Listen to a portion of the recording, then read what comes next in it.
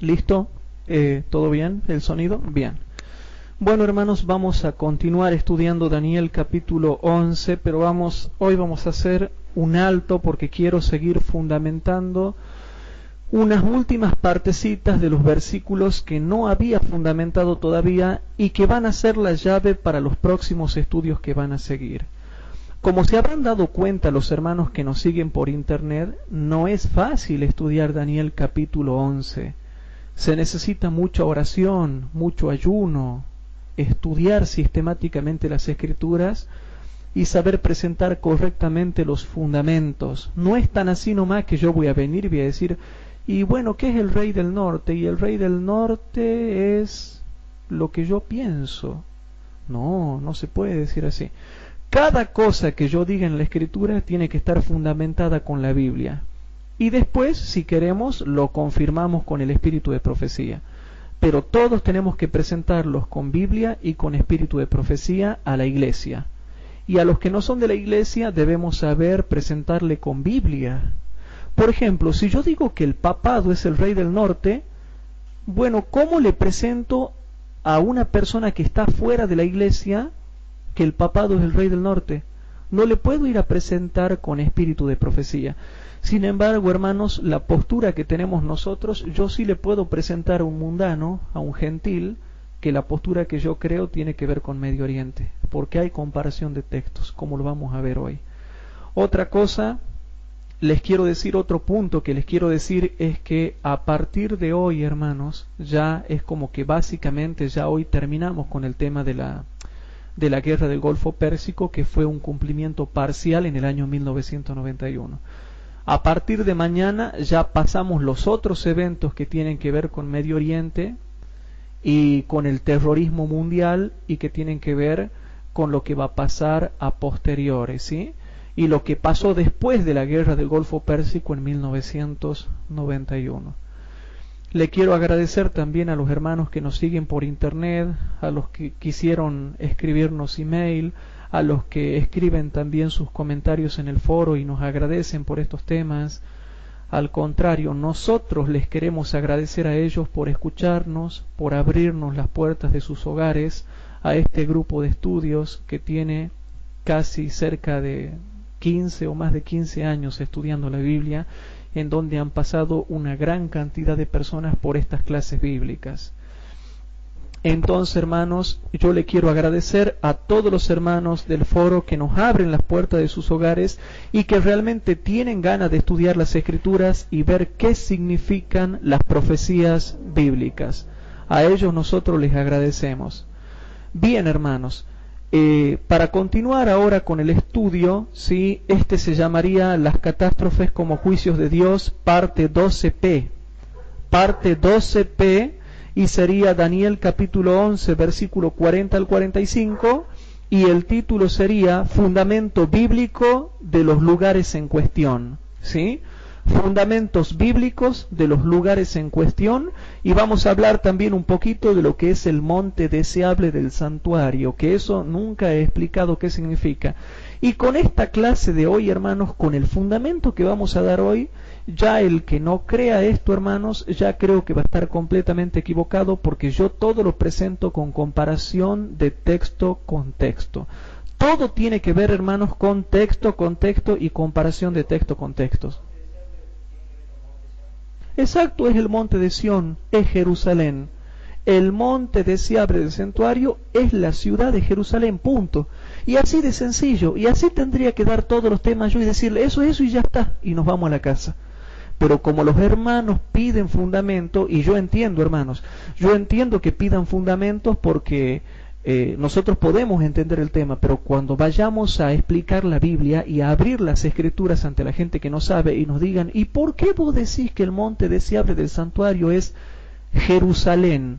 Fundamentame con Biblia eso, mostrame con Biblia eso. Entonces, ¿qué vamos a hacer nosotros? ¿Cómo le fundamentamos? ¿Cómo hacemos? Porque yo puedo creer que la tierra deseable es Palestina, ¿verdad? Yo puedo creer que es Palestina, pero ¿y cómo fundamento? Cuando venga un evangélico y un católico y diga, bueno, a ver, mostrame con Biblia. No puedo yo venir y decir, bueno, lo que pasa es que hay una viejita que se llama Elena de White y nosotros nos llevamos de lo que dice ella. ¿Así le vamos a decir a los católicos? No, el católico va a decir, a mí móstrame con Biblia. Y aclaro, ¿no? Yo soy un defensor acérrimo del espíritu de profecía. Acérrimo. Pero desgraciadamente cuando voy al mundo no puedo yo sacar nada del espíritu de profecía. La gente me dice, móstrame con Biblia. ¿Saben las veces, hermano, que nosotros hemos debatido con testigos de Jehová, con católicos? Hemos debatido y ¿qué ha pasado? Y me han dicho, móstrame con Biblia.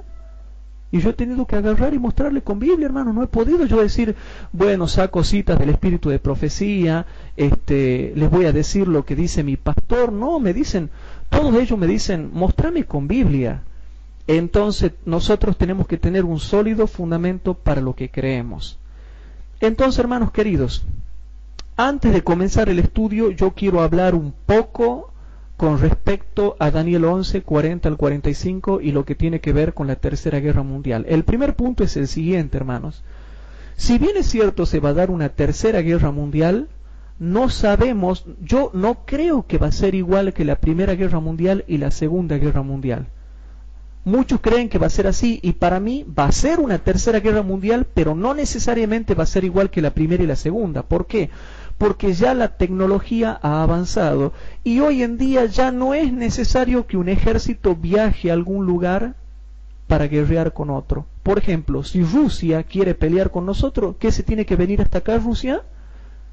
No mandan unos par de misiles hasta allá. Ellos, por ejemplo, podrían mandar 3 misiles intercontinentales a Buenos Aires, a Tucumán y a Córdoba, por ejemplo, y ya con eso matarían una gran cantidad de personas y ya sería un mensaje suficiente para que la Argentina se rinda.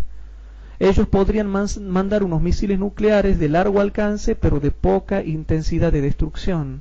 O sea que tenga pocos megatones una cabeza nuclear. Y ya con que maten miles de personas acá en Tucumán, miles de personas en Buenos Aires y miles de personas en Córdoba, ya sería suficiente para que nosotros levantemos la bandera en blanco y nos rindamos. O sea, no sería necesario que ellos se vengan hasta acá para pelear. En cambio, en la Primera Guerra Mundial sí, y en la Segunda Guerra Mundial sí, porque no existían los satélites como existen hoy en día. No existían los misiles intercontinentales o no existían los submarinos nucleares capaces de lanzar misiles desde el fondo del mar y que salgan. Y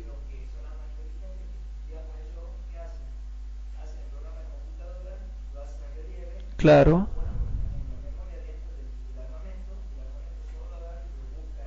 claro, claro.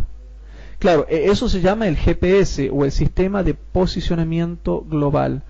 Ya van a ver cuando yo entre a hablar de lo que es tecnología bélica. Ya vamos a hablar de tecnología bélica. Tengo para explicarle todas las armas modernas que existen hoy en día hasta donde se nos permite conocer. Porque hay cosas que no vamos a conocer nunca porque ellos las tienen escondidas. Pero yo les voy a hablar de lo que son las bombas electrónicas, cuál es la guerra electrónica que se va a hacer ahora. Incluso tengo yo un material que ya después se los voy a mostrar. Y vamos a hablar de la tecnología bélica que se va a usar dentro de poco. Y ahí van a entender mejor cómo se va a desarrollar la Tercera Guerra Mundial.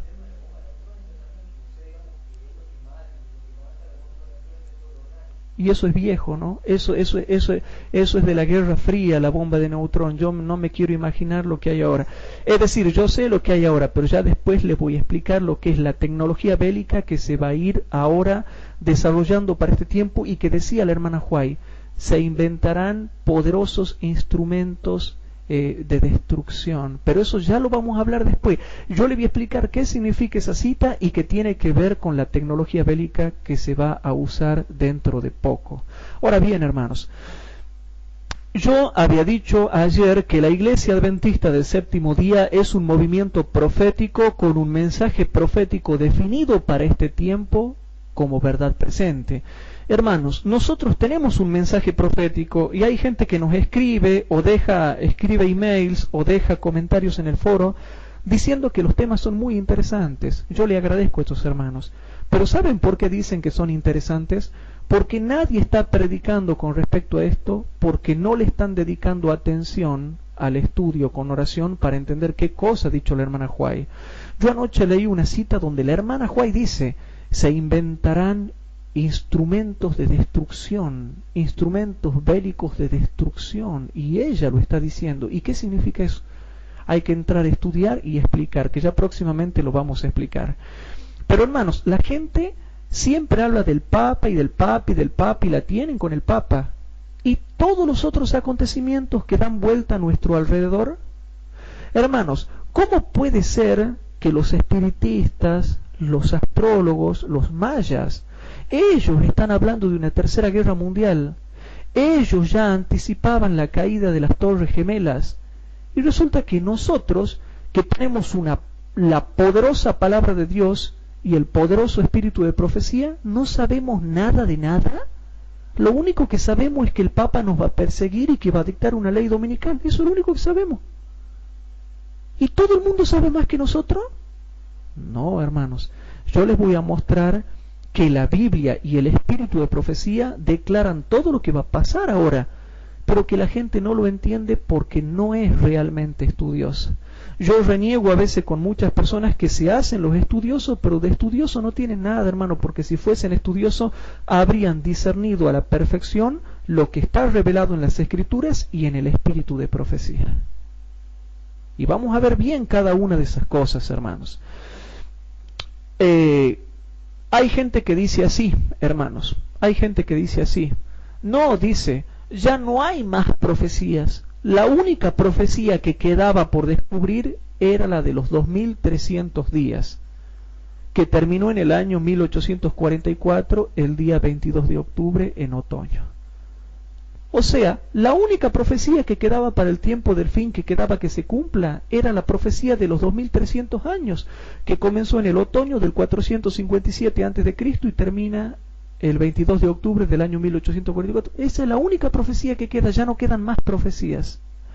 Hermanos, ¿es verdad eso?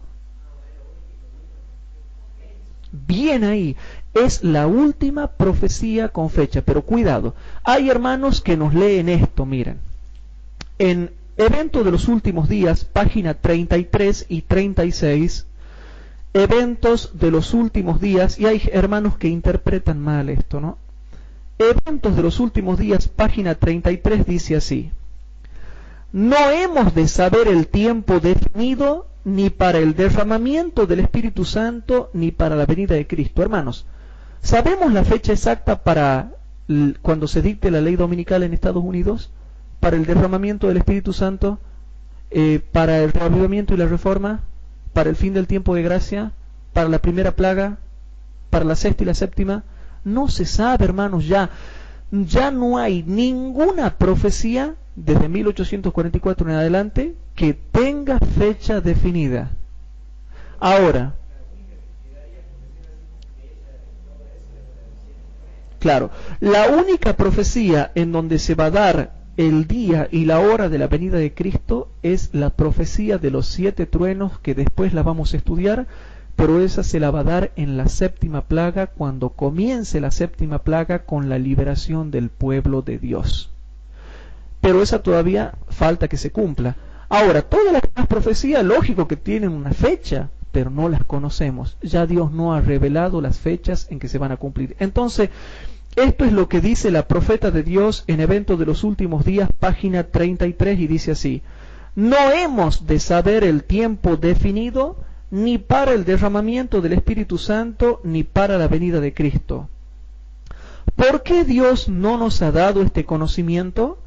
Porque si lo hiciera, no haríamos un uso correcto del mismo. Como resultado de este conocimiento, existiría entre nuestro pueblo un estado de cosas que retardaría grandemente la obra de Dios de preparar a un pueblo para estar en pie en el gran día que vendrá. No debemos vivir en base a una agitación relacionada con el tiempo. Usted no podrá decir que Él, o sea Jesús, vendrá dentro de 1 o 2 o 5 años. Ni tampoco tiene que postergar su venida diciendo que tal vez no ocurra por 10 o 20 años. Ojo, No tenemos que decir que Cristo va a venir dentro de 3 años o de 5 años. Tampoco hay que decir que no va a venir dentro de 10 o 20, capaz que venga antes.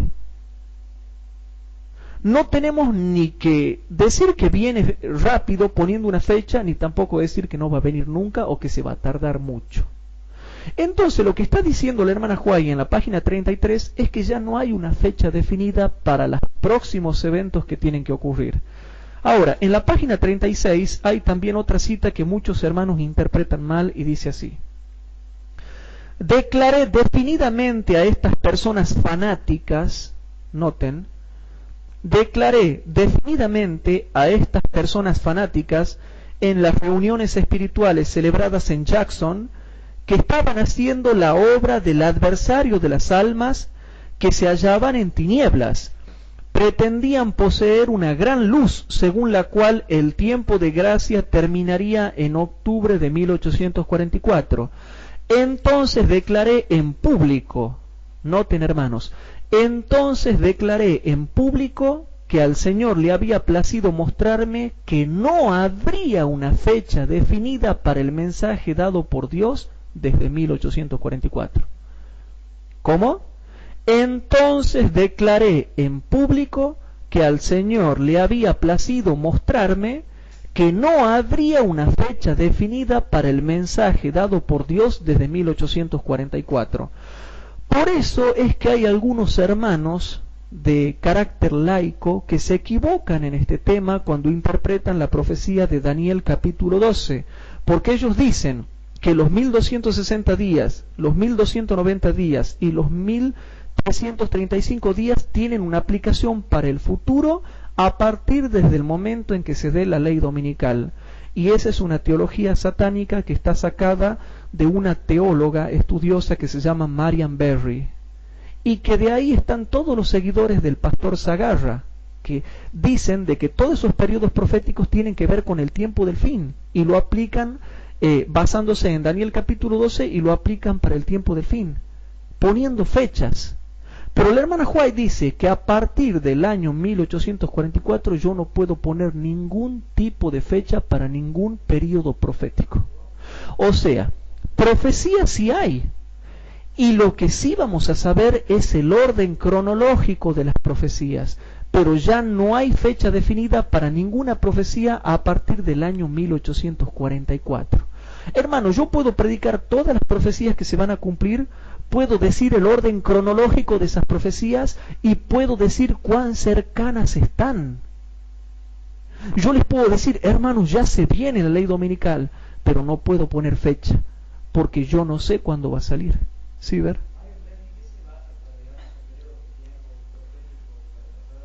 Es otro tema. Hay buen fundamento, ¿no? Ella se fundamenta muy bien, y tengo los escritos yo de ella. Se fundamenta muy bien,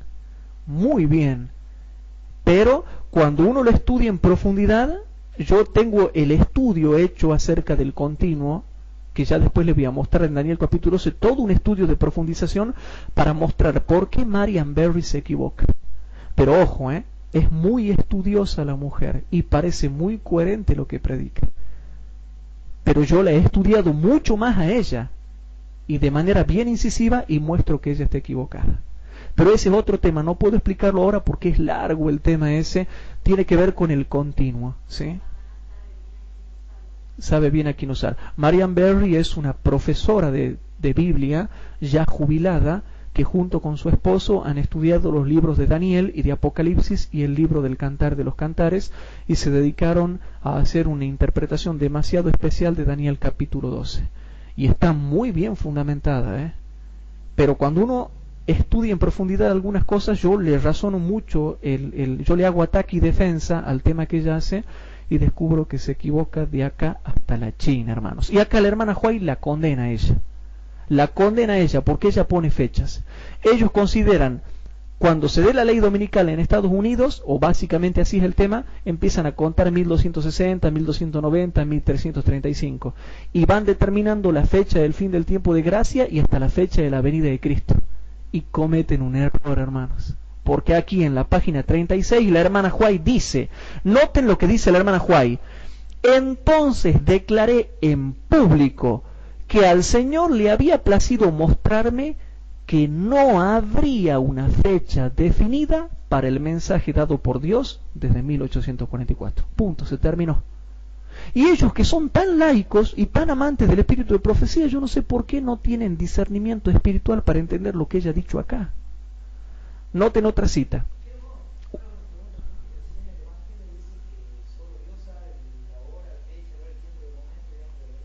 Sí. Bueno.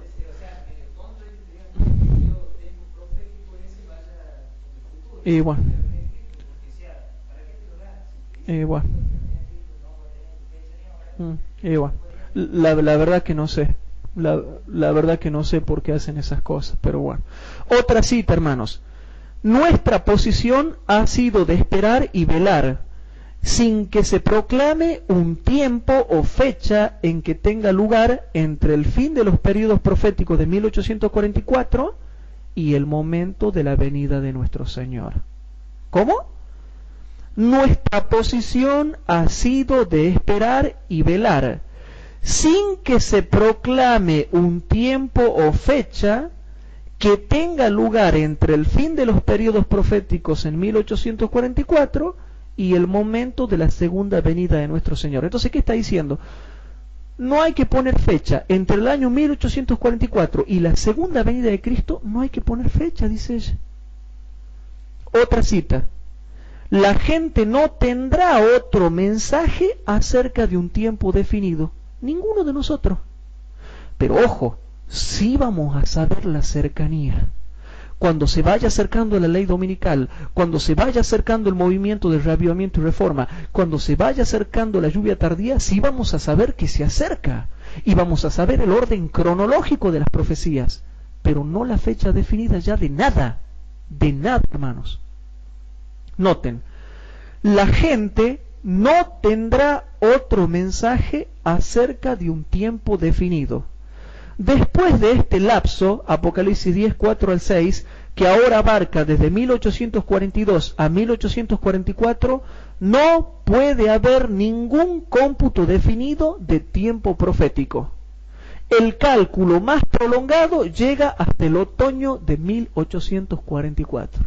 Punto, se terminó. Hermanos queridos, evento de los últimos días, página 33 y página 36, es maravilloso. La profeta de Dios dice, ya no hay cálculo definido, no hay tiempo definido, no hay fecha definida, entre 1844 y la segunda venida de Cristo, ya nadie puede calcular nada. Ahora, sí se van a saber dos cosas. El orden cronológico, porque hay que saber el orden cronológico, y hay que saber el acercamiento del cumplimiento. Eso sí se va a saber, pero no la fecha y la hora.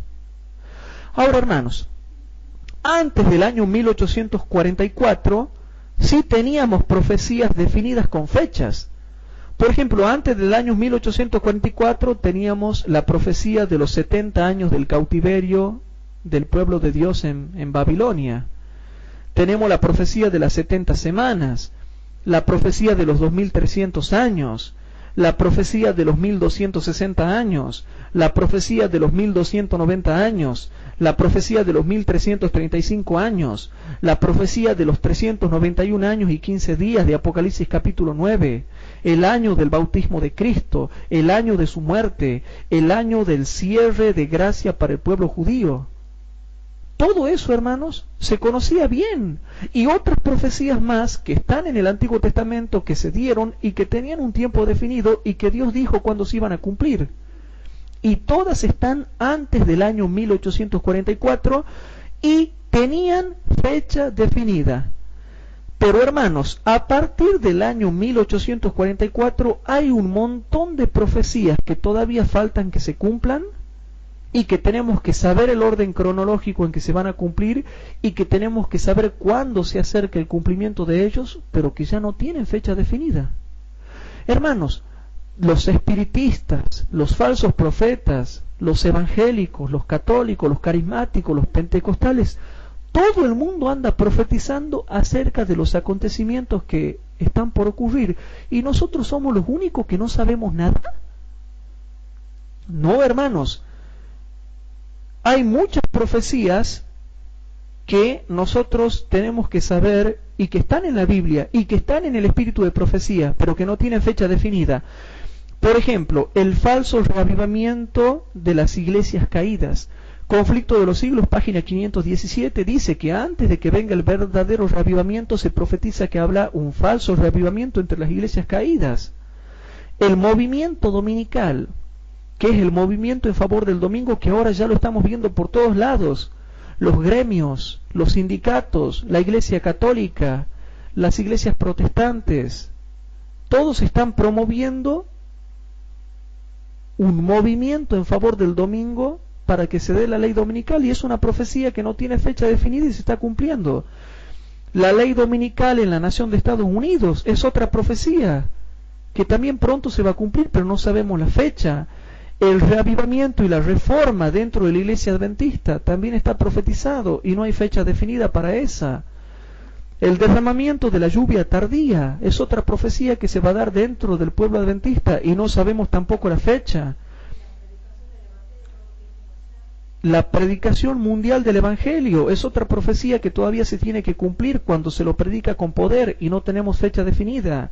El rechazo de la lluvia tardía por los adventistas apóstatas, también está profetizado eso en la Biblia y en el espíritu de profecía, y no tiene fecha definida. La unión de la triple alianza, que son el catolicismo, el protestantismo y el cristianismo espiritista, se van a unir, y también no tiene fecha definida, y está profetizado que se va a unir. La persecución del pueblo adventista también está profetizado y no tiene fecha definida.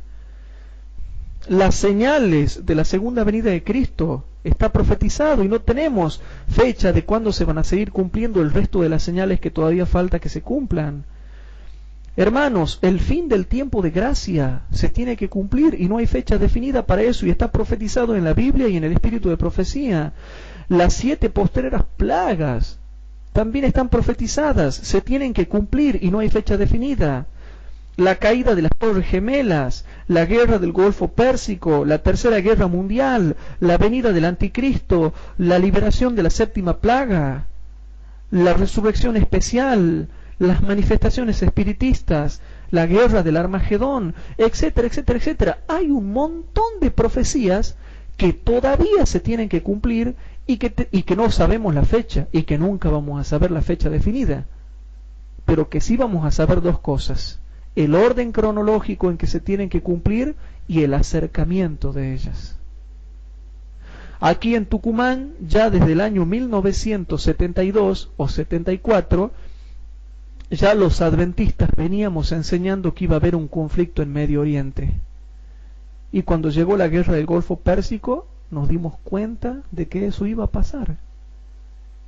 O sea, no sabíamos cuándo se iba a cumplir, nadie sabía que iba a ser en el año 1991, pero ya sabíamos el orden cronológico, se conocía Daniel 11, y después se comenzó a saber la cercanía de ese acontecimiento.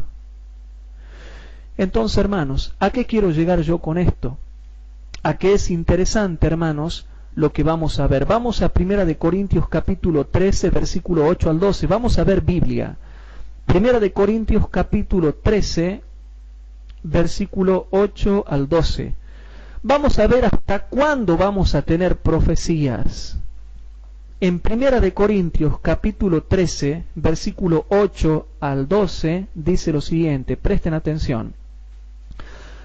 La caridad nunca deja de ser, mas las profecías se han de acabar, y cesarán las lenguas, y la ciencia ha de ser quitada. Porque en parte conocemos y en parte profetizamos, mas cuando venga venida, cuando venga lo que es perfecto, entonces lo que es en parte será quitado. Cuando yo era niño, hablaba como niño, pensaba como niño, juzgaba como niño, mas cuando ya fui hombre hecho, dejé lo que era de niño. Ahora vemos por espejo, en oscuridad, mas entonces veremos cara a cara. Ahora conozco en parte, mas entonces conoceré como soy conocida. Dice, hermanos, que la profecía y la ciencia será quitada. ¿Cuándo se acabarán las profecías y la ciencia? Cuando se produzca la segunda venida de Cristo, que es cuando venga lo que es perfecto. Cuando venga lo perfecto es la segunda venida de Cristo. Ahí se acabarán, hermanos, cuando venga Jesús y nos lleve al cielo, ¿en el cielo habrá profetas? ¿Se tendrá que profetizarnos del futuro? No, porque Cristo nos enseñará todas las cosas del pasado, del presente y del futuro, y no como profecía, sino como un hecho claro. Otra cosa, hermanos, aquí dice, hermanos, que las profecías van a seguir todas en vigencias hasta que venga lo perfecto. No dice hasta el año 1844, sino que las profecías y la ciencia estarán en vigencia hasta que venga lo que es perfecto, que es la segunda venida de Cristo.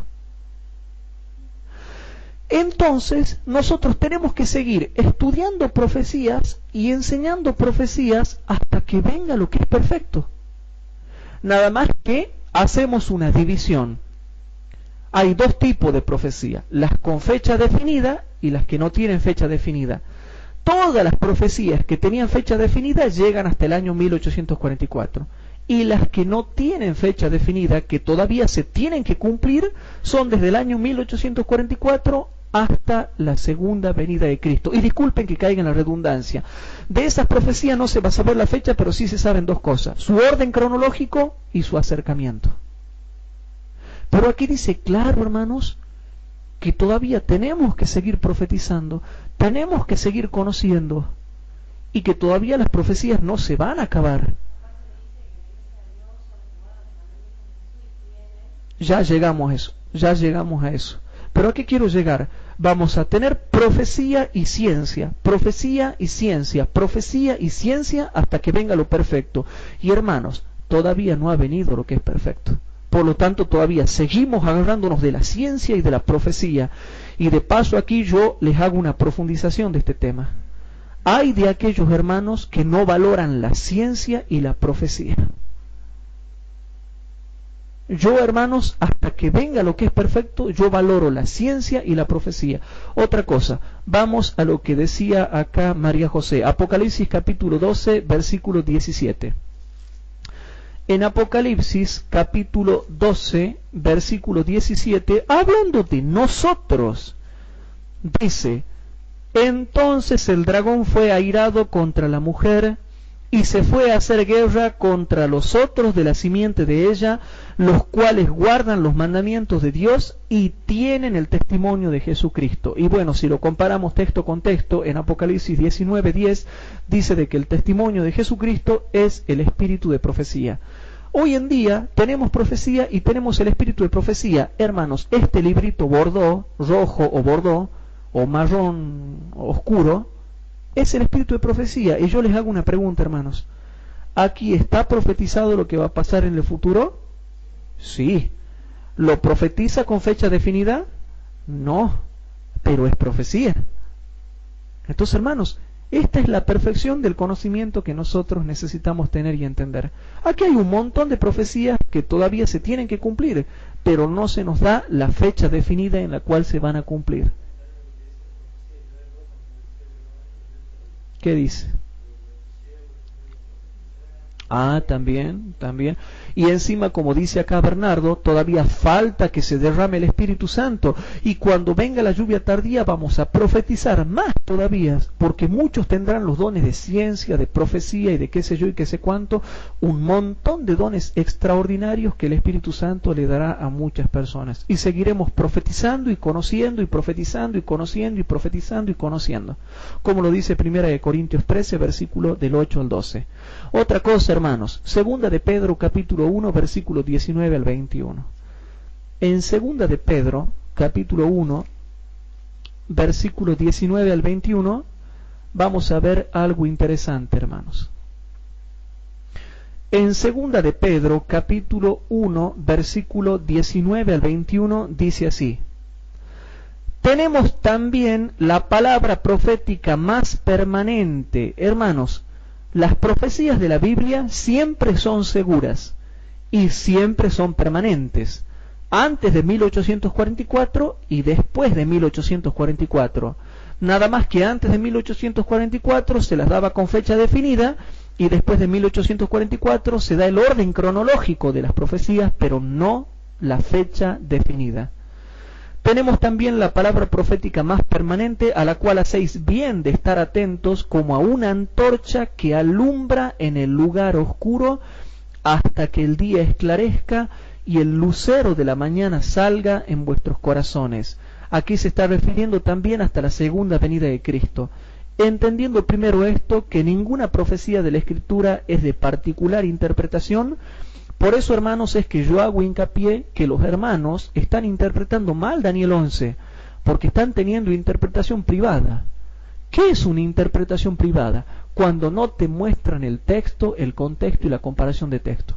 Si yo no les muestro texto, contexto y comparación de texto con texto, es una interpretación privada. Aquel que no hace comparación de textos me está interpretando privadamente. ¿Se entiende, hermanos? Entonces dice el versículo 21. Porque la profecía no fue en los tiempos pasados traída por voluntad humana, sino que los santos hombres de Dios hablaron siendo inspirados por el Espíritu Santo. Hermanos, aquí dice que hasta que el día esclarezca por la venida de Cristo, por la segunda venida de Cristo, vamos a seguir teniendo la palabra profética más segura y más permanente, a la cual tienen que hacer bien de estar atentos. Hay que estar atentos a la palabra profética más permanente y más segura. ¿Y por qué hay gente que no está atenta? Lo dice Pedro, lo dice Pablo. ¿Y por qué nadie le lleva el apunte? Hay que estar atentos a la palabra profética más permanente.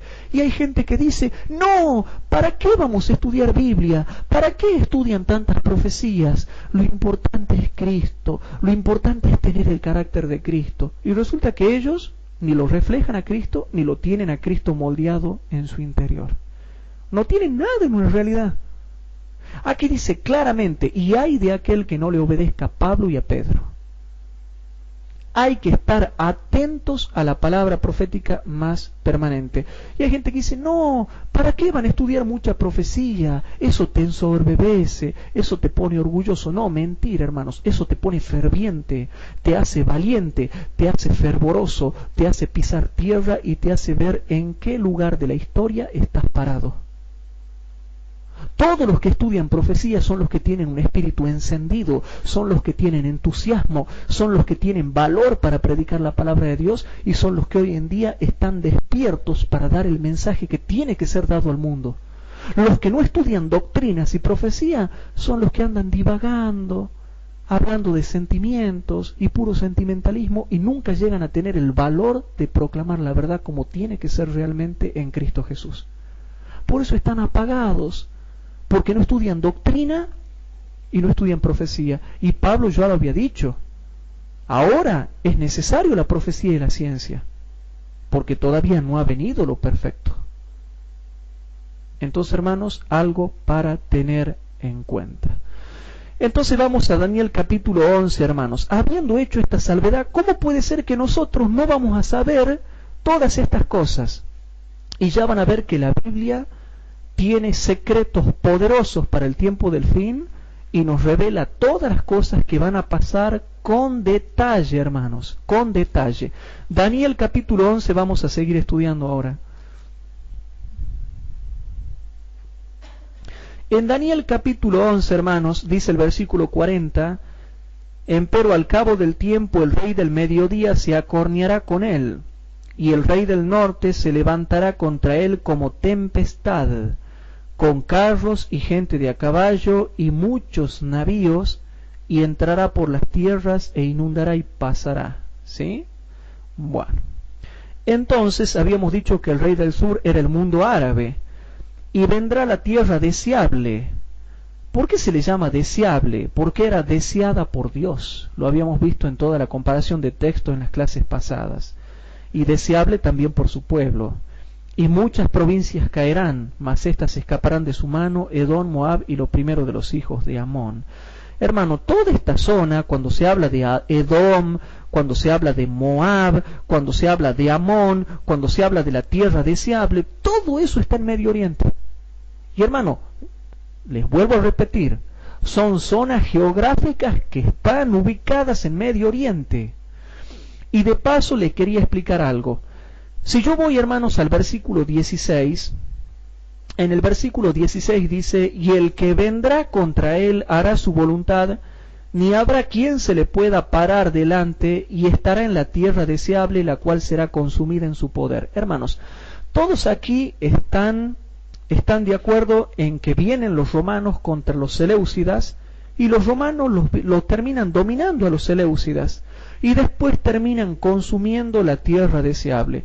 Y la tierra deseable comenzó a ser consumida bajo el yugo de los romanos antes de Cristo. Y después de Cristo, en el año 70, cuando es destruida Jerusalén por los romanos, cuando viene el general Tito y destruye Jerusalén, en el año 70 de nuestra era. Entonces, bien, hermano, y nos habíamos cansado de decir que la tierra deseable, Palestina, fue consumida antes de Cristo y después de Cristo por los romanos.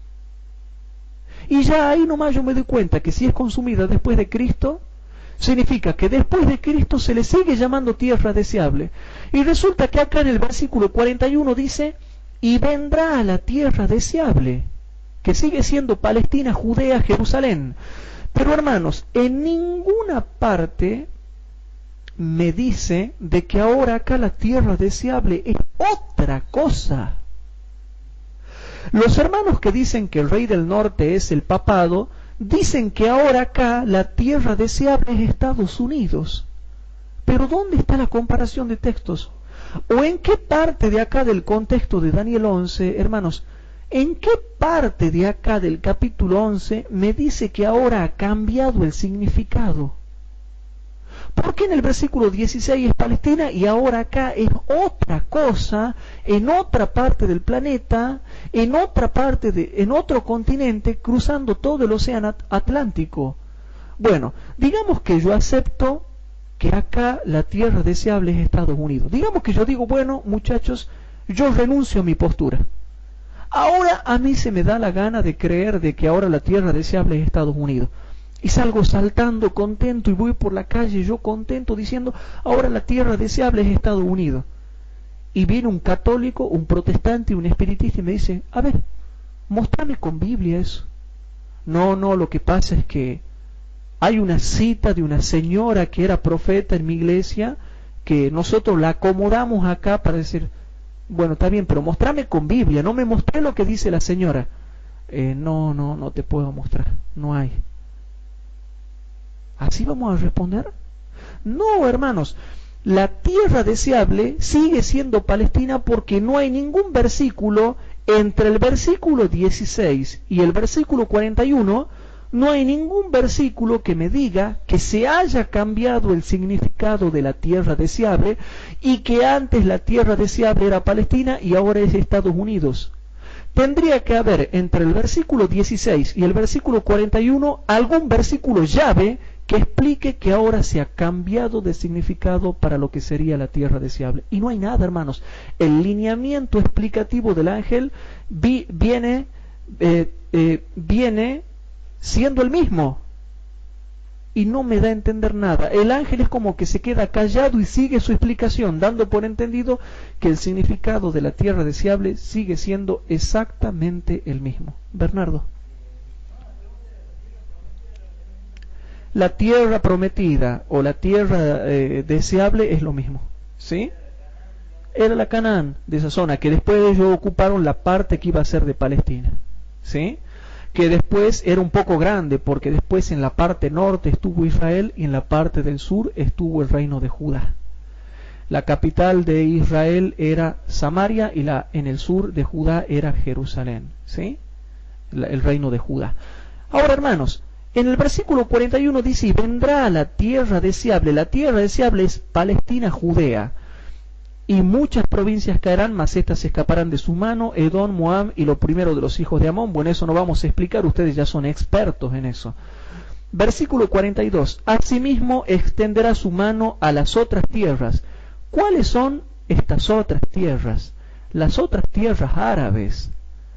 Bueno, y no escapará el país de Egipto, y le llama país porque se está refiriendo literalmente al país de Egipto, y se apoderará de los tesoros de oro y plata y de todas las cosas preciosas de Egipto, de Libia y Etiopía, por donde pasará, o sea, por el canal de Suez, y por el territorio también de estas naciones. por lo cual ya podemos ver, ya podemos anticipar de antemano hacia el futuro que por esa zona va a haber una campaña acuífera o marítima o no sé, o fluvial por ese río del Canal de Suez, una campaña fluvial y también una campaña terrestre por Egipto, Libia y Etiopía. Ya podemos anticipar una campaña terrestre que va a ser por Egipto, Libia y Etiopía. Y el versículo 44, mas nuevas del oriente y del norte lo espantarán y saldrá con grande ira para destruir y matar a muchos. Hermanos, para los hermanos que quieran utilizar la lógica teológica para poder determinar quién es el rey del norte, la hacen muy sencillo, hermanos. Yo he tratado de fundamentar mucho acá, pero un hermano que tenga Espíritu Santo hace simplemente esto. Agarra un planisferio, ve dónde está el Ecuador y ve del norte para arriba todas las naciones poderosas y dice, ¿cuál es la primera nación poderosa y cuál es la segunda más poderosa? Y va a ver que la primera más poderosa, ¿cuál es? Y la segunda, Rusia, hermano. Rusia. Inglaterra, no, pero vos tenés razón, sería la segunda dentro de las occidentales. No, de las occidentales. Pero de la contraria, ¿cuál sería la más poderosa? Rusia. Hermanos, en el norte hay dos naciones poderosas, aunque los demás se enojen y lloren y pataleen. Una occidental, que es Estados Unidos de Norteamérica, y otra comunista que está en el otro lado, pero que está en el norte, y que es Rusia. Son dos naciones en el norte poderosas. Pero ¿cuál es más poderosa de las dos? Estados Unidos, pero le sigue Rusia, hermanos. La primera y la segunda. Por eso, hermanos, cuando hubo una guerra en tiempos pasados, cuando se dio la crisis del Canal de Suez, resulta que Inglaterra y Francia se pusieron a hacer guerra por el Canal de Suez, y vino Estados Unidos y Rusia y le dijeron a Inglaterra y a Francia que se dejen de molestar y que paren la guerra, y tuvieron que pararla. Y ahí quedó demostrado que Francia e Inglaterra, si bien es cierto son potencias poderosas occidentales, pero son potencias subordinadas a Estados Unidos en primer lugar y en segundo lugar a Rusia. Aquí los papás de todo el norte son Estados Unidos y Rusia. Bien, hermanos. Pero ahora voy a explicar, dice, más nuevas del oriente, China e India, y del norte, Rusia y Corea del Norte, lo espantarán y saldrá con grande ira para destruir y matar a muchos. Y ahora todo el estudio vamos a tratar de explicar qué cosa es el monte deseable del santuario, hermanos. Dice así, y plantará las tiendas de su palacio, o sea, las tiendas de campaña del palacio real, ¿sí? o de su autoridad, entre los mares, en el monte deseable del santuario, y vendrá hasta su fin y no tendrá quien le ayude. Primero dice que todas las tiendas de campaña, o sea, los campamentos del rey del norte, de las naciones occidentales, van a ser plantadas entre los mares. ¿Qué mares, hermanos? Todos los mares que existen en Medio Oriente y relacionados con el Medio Oriente. Los mares del Golfo Pérsico, el mar de Omán, el mar Mediterráneo, el mar Rojo, un poquito más arriba el mar Caspio, el mar Muerto, el mar Negro. Todos esos mares extraños que están ahí en esa zona de Medio Oriente, todo va a ser copado por los occidentales. Y no lo digo yo, lo dice acá. Y se terminó. Y mares está en plural, dice todos los mares. Aquí está profetizando que las naciones occidentales, encabezadas por Estados Unidos como rey del norte, y Francia e Inglaterra, van a entrar en todos esos mares, van a copar esa zona. Ya Daniel 11 está profetizando que en el futuro van a copar esa zona. Por eso es que Estados Unidos sigue haciendo planes para una guerra, una tercera guerra mundial. Y dice que van a copar toda esa zona, y dice que también va a poner sus tiendas en el monte deseable del santuario. Hermanos, ¿qué es el monte deseable del santuario? Hermanos, ¿a dónde estaba el santuario? Aquí el profeta Daniel está escribiendo en su tiempo. Y en su tiempo, hermanos, en su tiempo, él entendía bien cuál era el monte deseable del santuario. Entonces, si Daniel habla del monte deseable del santuario, ¿saben lo que dicen algunos? Que el monte deseable del santuario era la zona del Edén que estaba por allá, por arriba, allá entre el Tigris y el Éufrates. Pero no hay comparación de textos. Hermanos, vamos a preguntarle al mismo Daniel, vamos a hacer una poderosa comparación de texto con texto y vamos a descubrir qué cosa es el monte deseable del santuario y por qué se le llama del santuario y por qué se le llama monte y por qué se le llama deseable.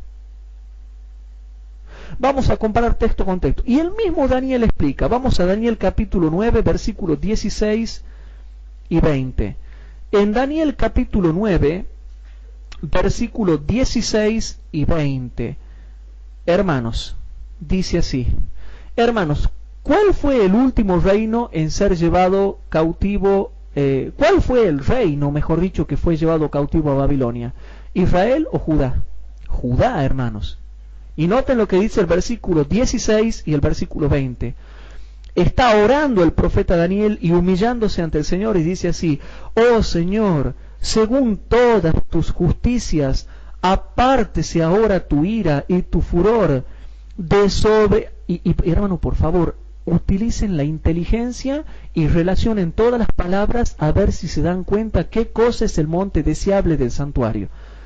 Sobre tu ciudad Jerusalén, tu santo monte, porque a causa de nuestros pecados y por la maldad de nuestros padres, Jerusalén y tu pueblo son dados en oprobio a todos en derredor nuestro. Versículo 20. Aún estaba hablando y orando y confesando mi pecado y el pecado de mi pueblo Israel, y derramaba mi ruego delante de Jehová mi Dios por el monte santo de mi Dios. Hermanos, ¿cuál es el monte santo, el monte de santidad, el monte del santuario? Jerusalén, la ciudad de Jerusalén. Porque, hermanos, ¿a dónde estaba el santuario de Dios? En Jerusalén. El monte deseable del santuario se le llama Jerusalén, se le llama el monte del santuario, se le llama el monte de Sión, se le llama el monte de santidad, se le llama tu monte santo, se le llama Sión, se le llama ciudad amada, se le llama ciudad del santuario. Todos esos nombres tiene la Biblia. Noten el versículo 16. Oh Señor, según todas tus justicias, apártese ahora tu ira de tu furor y tu furor de sobre tu ciudad Jerusalén, que es tu monte santo, quiere decir. Jerusalén es el monte santo, ¿sí? El monte santo. Bueno, sigamos comparando texto con texto. Salmo 48, anoten, Salmo 48, versículo 1, 2, 8, 9, 11, 12 y 13. Repito, Salmo 48, versículo 1, 2, 8, 9, 11, 12 y 13. Y leemos lo siguiente, vamos a buscar. Si vamos rapidito y noten que estamos comparando texto con texto. En el Salmo 48, leemos primeramente los versículos 1 y 2 y a ver, hermano, presten atención, concéntrense a ver si se dan cuenta que es el monte deseable del santuario. ¿Y por qué se le llama monte? ¿Por qué deseable? ¿Y por qué del santuario? Grande es Jehová y digno de ser en gran manera alabado. Y noten, en la ciudad de nuestro Dios, en el monte de su santuario. ¿A qué se le llama el monte de su santuario y dónde estaba el santuario? Jerusalén, la ciudad de Jerusalén, hermanos. En la ciudad de nuestro Dios, en el monte de su santuario. Hermosa provincia, el gozo de toda la tierra, es el monte de Sión, a los lados del Aquilón, la ciudad del gran rey. Hermanos, esto está hecho para chiquitos ya. El que no entiende con esto, hermanos, ya no entiende más. A ver, sigamos leyendo. Versículo 8 y 9. Como lo oímos, así hemos visto. En la ciudad de Jehová de los ejércitos, en la ciudad de nuestro Dios, afirmará la Dios para siempre. Esperamos su misericordia, oh Dios, en medio de tu templo. ¿Dónde estaba el templo y el santuario, hermanos? En la ciudad que es Jerusalén, que es el monte santo, que es el monte de Sión. Hermano, es bellísimo hacer comparación de texto con texto. Sí. Así se le llama a Jerusalén, Sión. Ya vas a ver. Sión. Es una palabra hebrea. Es una palabra hebrea. No me acuerdo en este momento qué es lo que significa el significado etimológico de la palabra, ¿sí? Pero a Jerusalén se le llama Sión, como ya te muestro. Sión se le llama. Versículo 11 al 13, hermanos. Dice, noten, el versículo 9 lo vuelvo a leer porque he quedado asombrado, ni yo me había dado cuenta de esto. Esperamos tu misericordia, oh Dios, en medio de tu templo. Y viene diciendo de que ese templo está en Jerusalén, hermanos. Versículo 11 al 13. Alegrarás el monte de Sión. ¿Y de qué viene hablando? De la ciudad de Dios que es Jerusalén, donde está el santuario. A Jerusalén se le llama el monte de Sión. Se gozarán las hijas de Judá. Y qué casualidad que Jerusalén estaba en Judá. ¿Sí? Por tus juicios, andad alrededor de Sión y rodeadla. Entonces dice, rodeadla a Sión. ¿Quién es Sión? La ciudad de Jerusalén, hermanos. Mirad sus palacios para que lo contéis a la generación venidera. Hermanos, ¿qué es el monte deseable del santuario? Jerusalén. Vamos a ver otra cosa, hermanos. Cantares capítulo 6, versículo 4. Ahora, ¿por qué se le llama monte deseable a la ciudad de Jerusalén? Vamos a Cantar de los Cantares capítulo 6, versículo 4. Cantar de los Cantares capítulo 6 y versículo 4. Esto está hecho para chiquitos, hermanos, ¿no? Cantares capítulo 6, versículo número 4 dice así: Hermosa eres tú, oh amiga mía, como Tirsa, de desear como Jerusalén, imponente como ejércitos en orden. ¿Qué era deseable en el Antiguo Testamento? La ciudad de Jerusalén era deseable. La deseaban a Jerusalén. La deseaban a Jerusalén. Por eso se le llama la ciudad deseable, que está en la tierra deseable. Y por eso se le llama a Jerusalén el monte deseable del santuario, porque Jerusalén es el monte deseable y Jerusalén era de desear. ¿Se entiende eso, hermanos? Sigamos leyendo. Y noten que estamos haciendo comparación de texto. Veamos por qué también se le llama deseable. ¿Por qué también se le llama deseable? Salmos 84, versículo 1 al 4. Salmos 84. Noten que estamos haciendo una poderosa comparación de texto con texto. Salmos 84. En el Salmos 84, hermanos, versículo número 1 al 4, ¿por qué se le llamará al santuario deseable, a la tierra deseable, la Jerusalén deseable, la ciudad deseable, el santuario deseable? ¿Por qué? A ver. ¿Y por qué Jerusalén era deseable? Porque ahí estaba el santuario deseable, noten. Cuán amables son tus moradas, oh Jehová de los ejércitos. Codicia y aún ardientemente desea mi alma los atrios de Jehová. El santuario era deseable. Los verdaderos hijos de Dios, los sinceros hijos de Dios, siempre desearon el santuario de Dios. Mi corazón y mi carne cantan al Dios vivo. Versículo número 3. Aún el gorrión haya casa y la golondrina nido para sí, donde ponga sus pollos, en tus altares, oh Jehová de los ejércitos, Rey mío y Dios mío. Bienaventurados los que habitan, ¿dónde? En tu casa. Así se le llamaba al santuario, la casa de Jehová. Perpetuamente te alabarán. Hermanos, el santuario era deseable, los altares eran deseables, sus atrios, los atrios del santuario eran deseables. Por eso se le llama tierra deseable, monte deseable, santuario deseable, ciudad deseable, etcétera, etcétera. ¿Van entendiendo un poco? Pero si no se convencen con eso, sigamos leyendo. Salmo 132. En el Salmo 132, versículo 13 al 17. En el Salmo 132, versículo número 13 al 17 dice así: porque Jehová ha elegido a Sión. Sión era Jerusalén, hermanos.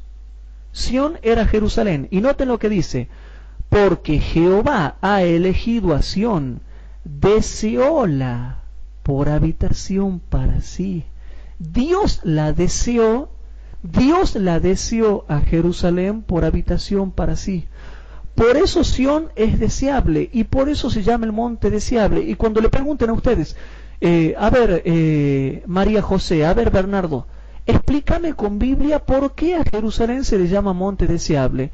Entonces ustedes les muestran: porque Jehová la deseó por habitación para sí. Por eso era deseable, porque era deseable por Dios y también deseable por los verdaderos hijos de Dios.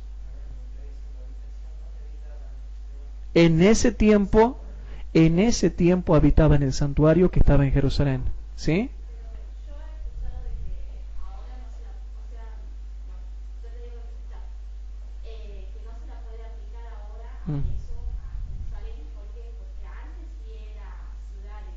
Claro. Claro. Claro. Claro. Claro. Bien ahí. Y es correcto lo que vos estás diciendo. Sí, y es correcto, y ya te lo explico. Hoy en día, hermanos, hoy en día, Jerusalén, ¿mora la presencia de Dios en Jerusalén hoy en día? No. Pero yo te hago una pregunta: ¿el hecho de que no more Dios ahí significa que se le ha cambiado el nombre a todo? No, Jerusalén sigue siendo Jerusalén, sigue siendo el monte de Sión, sigue siendo Sión, se le sigue llamando el monte del santuario. ¿Por qué? Porque ahí estuvo una vez el santuario. O sea que hoy en día ya la presencia de Dios no mora allí, pero el nombre no se le ha cambiado para nada. Otra cosa, cuando Daniel está orando en el capítulo 9, Daniel en su tiempo estaba hablando de que en Jerusalén era el monte deseable del santuario, y en el tiempo de Daniel la presencia de Dios ya tampoco estaba en Jerusalén porque había sido destruida por los babilonios.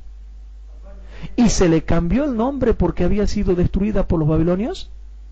No, seguía siendo. O sea que Dios en una palabra dice: hoy en día ya no hay santuario, pero sí están las ruinas del santuario, está el lugar del santuario. Allí estuvo el santuario y allí lo quieren volver a construir el santuario. O sea que hoy en día el Israel de raza ya no es el pueblo de Dios, pero no se le ha cambiado el nombre. Sigue siendo la Jerusalén literal, sigue siendo el monte del santuario, sigue siendo la tierra deseable, nada más que Dios desechó a su pueblo de raza y le dio el pacto de la promesa a la iglesia cristiana. ¿Queden claro eso, Inés? O sea que hoy en día no se ha cambiado para nada el nombre. Sigue siendo todo lo que se nombraba en el Antiguo Testamento, sigue siendo hoy en día con el mismo nombre. Y eso es lo único que nos interesa.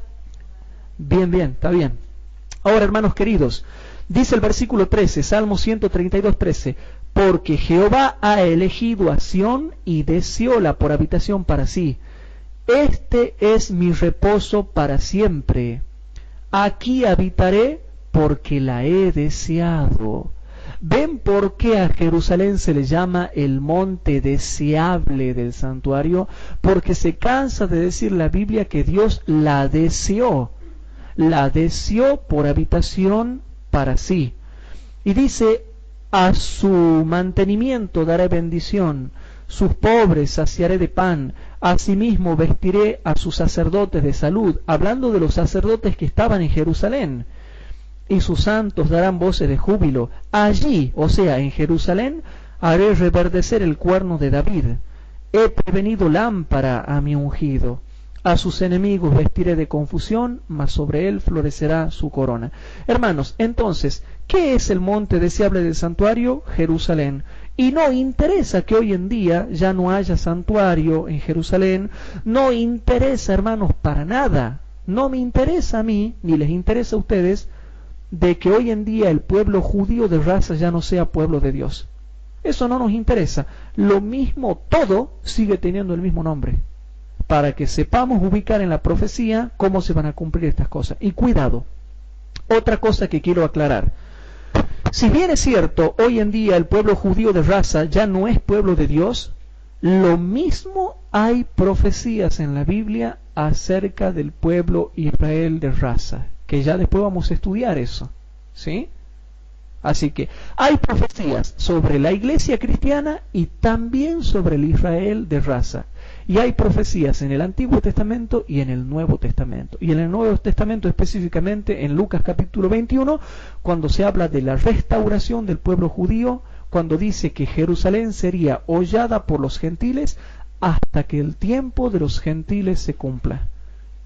Y de nuevo Jerusalén sería restaurada. Pero eso es otro tema que ya después lo vamos a estudiar. Volvamos, hermanos, al tema del monte deseable del santuario. A ver, sigamos comparando texto con texto y veamos a qué se le llama el monte deseable del santuario. Joel capítulo 3, versículo 17. En Joel, hermano, Joel capítulo 3, versículo 17.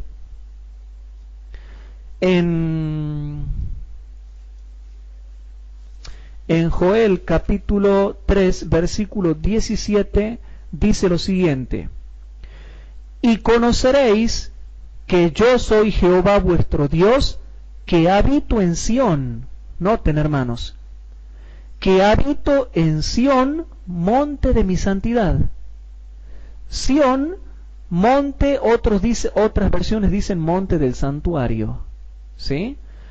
Monte de mi santidad o monte del santuario, y será Jerusalén santa, y extraños no pasarán más por ella. ¿A qué se le llama el monte de santidad? A Jerusalén, porque está hablando de Jerusalén, hermanos. Salmo 74. Vamos rapidito, hermanos. Salmo 74, versículo 2 al 4 y versículo 6 al 8. Salmo 74. En el Salmo 74, versículos 2 al 4 y versículos 6 al 8, dice así, hermanos. Presten atención. Dice así, hermanos: acuérdate de tu congregación que adquiriste de antiguo, cuando redimiste la vara de tu heredad, este monte de Sión donde has habitado. Levanta tus pies a los asolamientos eternos, a todo enemigo que ha hecho mal en el santuario. ¿Dónde estaba el santuario? En el monte de Sión, que es el monte del santuario. El monte de Sión es el monte del santuario. ¿Van entendiendo la relación, hermanos? Versículo 4. Tus enemigos han bramado en medio de tus sinagogas, han puesto sus divisas por señas. Ahora el versículo número 6 al 8. Y ahora con hachas y martillos han quebrado todas sus entalladuras, han puesto a fuego tus santuarios, han profanado el tabernáculo de tu nombre, echándolo a tierra. Dijeron en su corazón: destruyámoslos de una vez. Han quemado todas las sinagogas de Dios en la tierra. ¿Dónde estaba el santuario, hermanos? En el monte de Sión, en el monte de santidad, que era Jerusalén, que a su vez Jerusalén estaba en Judea, que Judea era la tierra deseable, que es Palestina, que es la tierra prometida, que es Canaán. ¿Se entiende, hermanos? Bien, sigamos leyendo. Salmo 99, versículo 2, 5 y 9. Salmo 99. Noten toda la comparación de texto que estamos haciendo para entender qué cosa es el monte deseable del santuario y por qué se le llama monte, por qué se le llama deseable, por qué se le llama del santuario. Salmo 99, versículos 2, 5 y 9, dice así: Jehová en Sión es grande. Noten, Jehová en Sión es grande y ensalzado sobre todos los pueblos. Versículo 5. Ensalzad a Jehová nuestro Dios y encorvaos al estrado de sus pies. Él es santo. Versículo número 9. Ensalzad a Jehová nuestro Dios y encorvaos al monte de su santidad. ¿Cómo dice la versión de ustedes?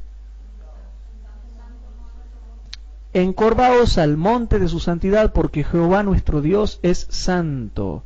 monte del santuario, monte de su santidad, monte de Sión, etcétera, etcétera, etcétera.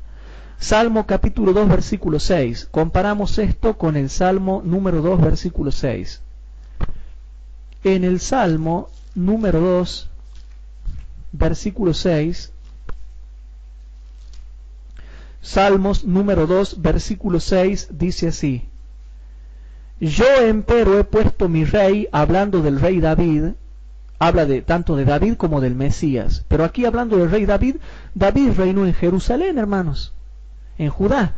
Yo empero he puesto mi rey sobre Sión, monte de mi santidad. Ahora van entendiendo un poco más. Bueno, el monte de santidad de Sión y es la ciudad amada. Vamos al Salmo 87, versículo 1 al 3. Salmo 87. Salmo 87, versículo 1 al 3. Y noten que la Biblia es su propio intérprete. No tenemos nosotros que interpretar nada. Solita se interpreta.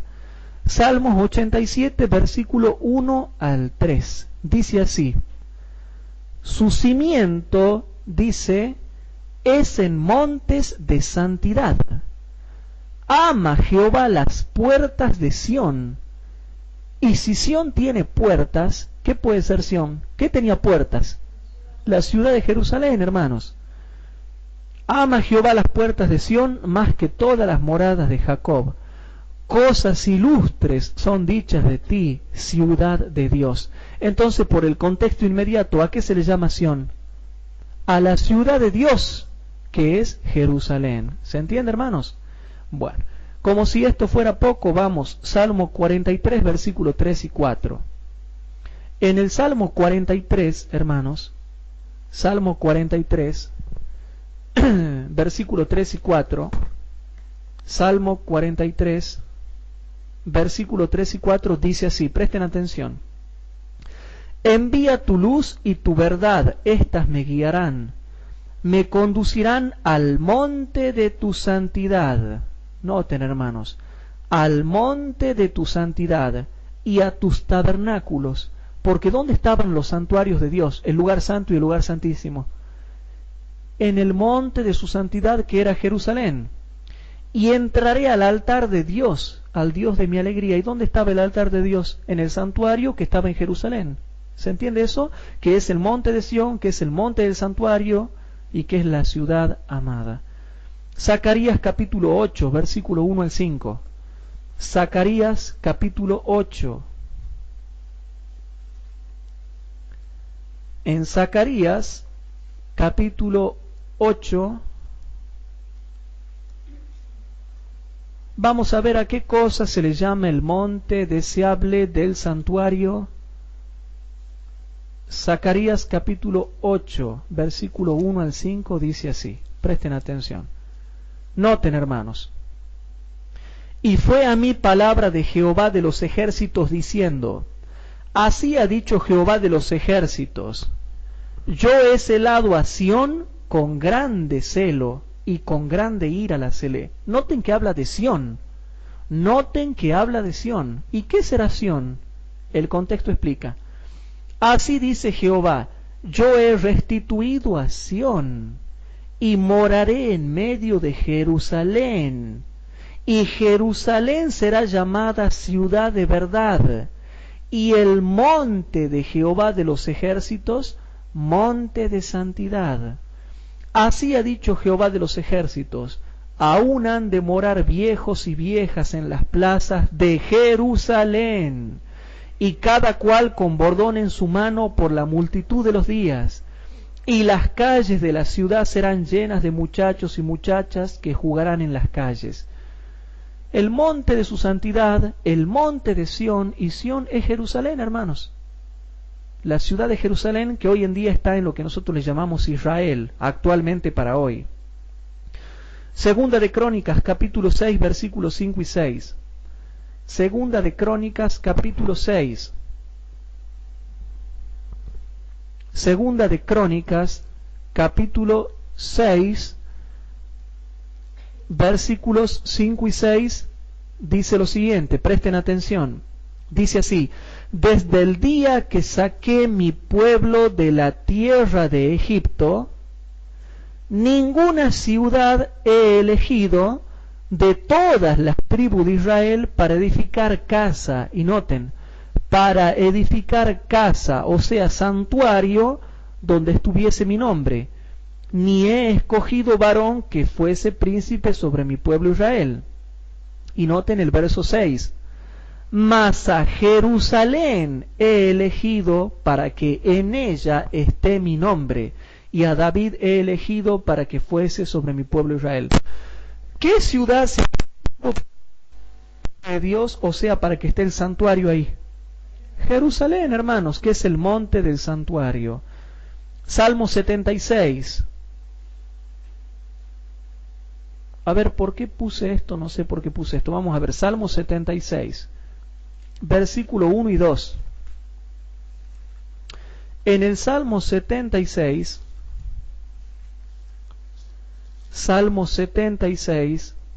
versículos 1 y 2 dice así: Dios es conocido ¿dónde? En Judá. ¿Y Jerusalén dónde estaba? En Judá.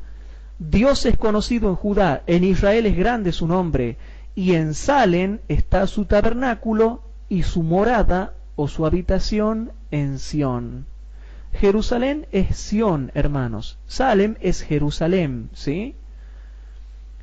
Salmo 78, anoten, ya vamos terminando. Salmo 78, versículos 53, 54 y 67 al 69. Repito, Salmo 78, versículos 53, 54 y 67 al 69. Dice así, hermanos, versículos 53 y 54. Hablando de la acción de Dios a lo largo de la historia con su pueblo, dice así: y guiólos con seguridad que no tuvieron miedo, y la mar cubrió a sus enemigos. Y noten, hermanos, metiólos después en los términos de su santuario, que es la tierra de Palestina, la tierra de Judea.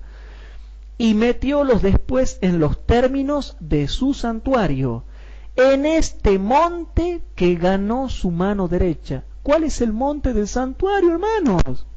La tierra de Jerusalén, Judea, donde está Jerusalén, hermanos. Y versículos 67 al 69. Y desechó el tabernáculo de José, y no escogió a la tribu de Efraín, sino que escogió la tribu de Judá, el monte de Sión al cual amó.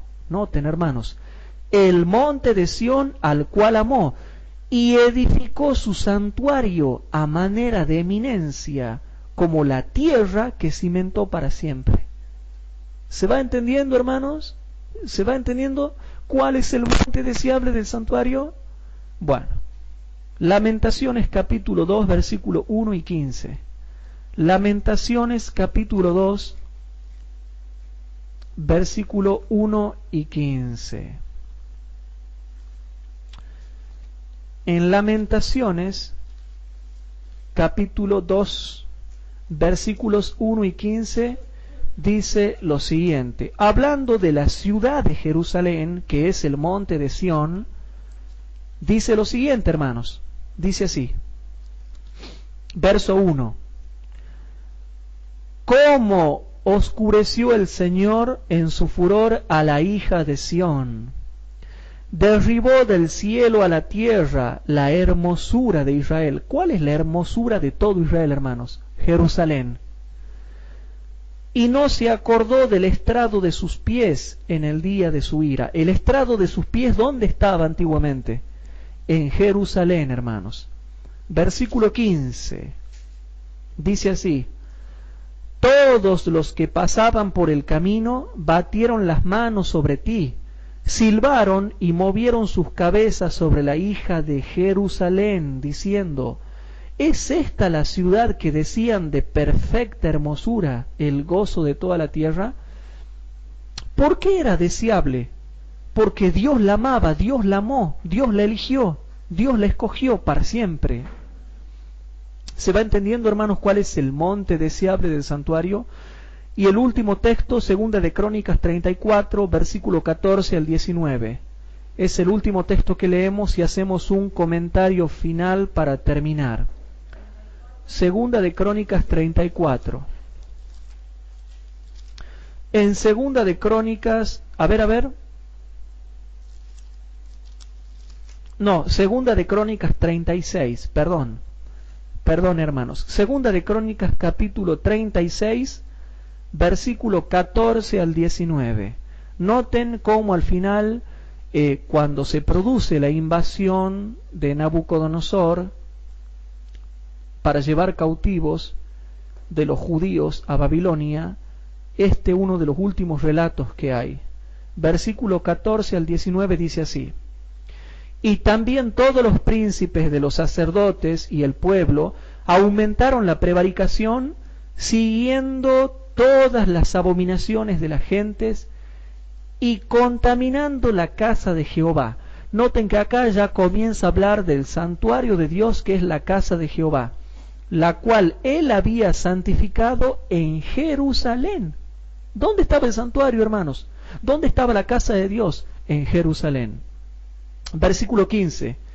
Y Jehová, el Dios de sus padres, envió a ellos por mano de sus mensajeros, levantándose de mañana y enviando, porque él tenía misericordia de su pueblo y de su habitación. Mas ellos hacían escarnio de los mensajeros de Dios y menospreciaban sus palabras, burlándose de sus profetas, hasta que subió el furor de Jehová contra su pueblo y que no hubo remedio.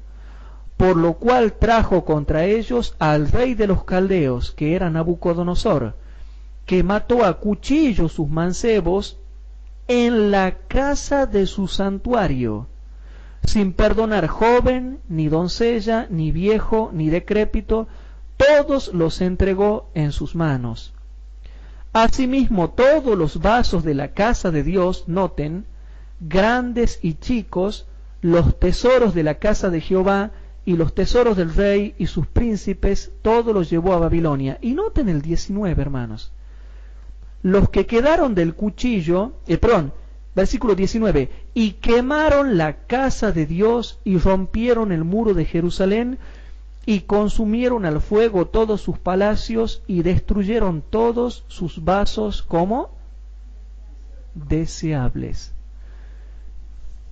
Palestina era deseable, Jerusalén era deseable, el santuario era deseable, lo que había en el santuario era deseable, porque Dios lo deseaba y porque los verdaderos hijos de Dios siempre han deseado eso.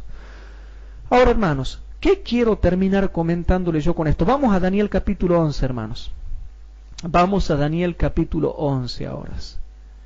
Cuando nosotros vamos a Daniel capítulo 11, versículo 45, dice así, y ahora van a entender mejor el versículo 45. Y plantará las tiendas de su palacio entre los mares, en el monte deseable del santuario, y vendrá hasta su fin y no tendrá quien le ayude. Aquí hay varias fases que después yo les voy a explicar, son varias fases que se dan en el versículo 45 que hay que saber entenderlas. Pero con esto acabo de abrir una llave importantísima para la comprensión de Daniel capítulo 11. ¿Y cuál es esa llave, hermanos? Que la tierra de Israel, para el tiempo del fin, tiene un lugar preponderante dentro de las profecías bíblicas. Ya Daniel 11:45 me está diciendo que el monte deseable del santuario, que es Jerusalén, Jerusalén va a tener mucho que ver con las profecías del tiempo del fin. Por eso es que de ahora en más, hermanos, yo les voy a tener que enseñar todas las profecías que tienen que ver con el Israel de raza y con el Jerusalén que está allá en Medio Oriente, porque Daniel 11:45 la menciona. Un momentito. ¿A qué quiero llegar yo con esto? Que Israel, el Israel actual, el Israel de raza actual, donde todos los judíos están yendo a morar actualmente, y la Jerusalén actual, tiene que ver con la profecía de Daniel 11:45. Ahora, Bernardo, ¿vos querías decir algo? Sí, ¿cuál?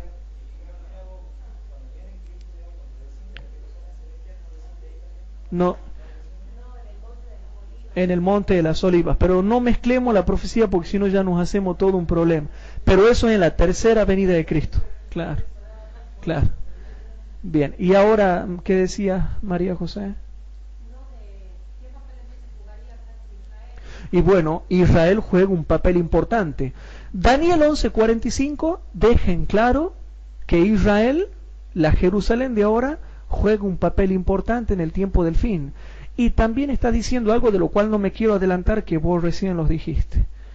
Estados Unidos va a estar aliado con la Jerusalén actual, porque le permitirá que los occidentales entren en Jerusalén para plantar sus tiendas. Por lo tanto, hay profecías con el Israel bélico, con el Israel poderoso que hoy en día es nuclear, y con el Israel de raza que hoy en día recuperó su tierra y hoy en día está en la tierra de Israel, hermanos, dominando toda esa zona y que hoy en día ya es potencia nuclear. Hermanos, pero Daniel 11:45 tiene varias fases que ya después les voy a explicar, hermanos, en las próximas clases. Mañana, si Dios lo permite, vamos a estudiar la caída de las Torres Gemelas, que cuando se produjo eso, hermanos, a ver si saben. El 11 de septiembre de 2001. ¿Será que la Biblia habla de eso? Van a ver que la Biblia y el espíritu de profecía habla de eso, y saltó del año 1991 al 2001. Y hermanos, ¿y qué se da en el 2003? La invasión de Irak se da de nuevo en el año 2003, donde lo derrocan por fin a Saddam Hussein. Y noten una cosita. En Apocalipsis 7, 1 al 3 habla del sellamiento, ¿verdad? Y después en los otros versículos se habla del sellamiento de ¿cuántas tribus? ¿De cuántas? De 12 tribus. Y las menciona las 12 tribus. Y ahora noten, desde el año 1991 hay 12 tribus después en el sellamiento. Y del 91 hay 92, 93, 94, 95, 96, 97, 98, 99, 2000, 2001, 2002. La gran invasión a Irak, donde ya fue y se instaló Estados Unidos en Irak, para no dejar más hasta el tiempo del fin eso, pasaron 12 años. Cuando se hablaba del sellamiento de las 12 tribus, pasaron 12 años hasta que hasta que Estados Unidos decide plantarse en Irak y no salir más de allí. Pero eso no nos adelantemos. Ya van a ver cuando yo empiece a enseñar esas cosas, cuando empecemos más adelante. Pero mañana vamos a estar estudiando la caída de las Torres Gemelas en el 11 de septiembre de 2001. Y van a ver que la Biblia y el espíritu de profecía hablan de ese evento que causó tanto daño. Hermanos, a todos los hermanos que nos siguen por internet, les quiero decir que nosotros estamos subiendo los temas de internet el viernes a la noche. El viernes a las 12 de la noche estamos subiendo el tema que damos el viernes. El sábado a las 8 o 9 de la noche estamos subiendo el segundo tema. Y el domingo a las 9 de la noche, también aproximadamente 9, 10 de la noche, estamos subiendo el tercer tema. Así que síganos, porque vamos a estar hablando de muchas cosas y de muchas otras profecías que tienen que ver con el tiempo del fin. Que esto nos ayude a fortalecernos y realmente nos ayude a tener una comunión íntima y profunda con nuestro Señor y Salvador Jesucristo. ¿Hay alguna pregunta, hermanos? Si no hay alguna pregunta, lo dejamos allí nomás.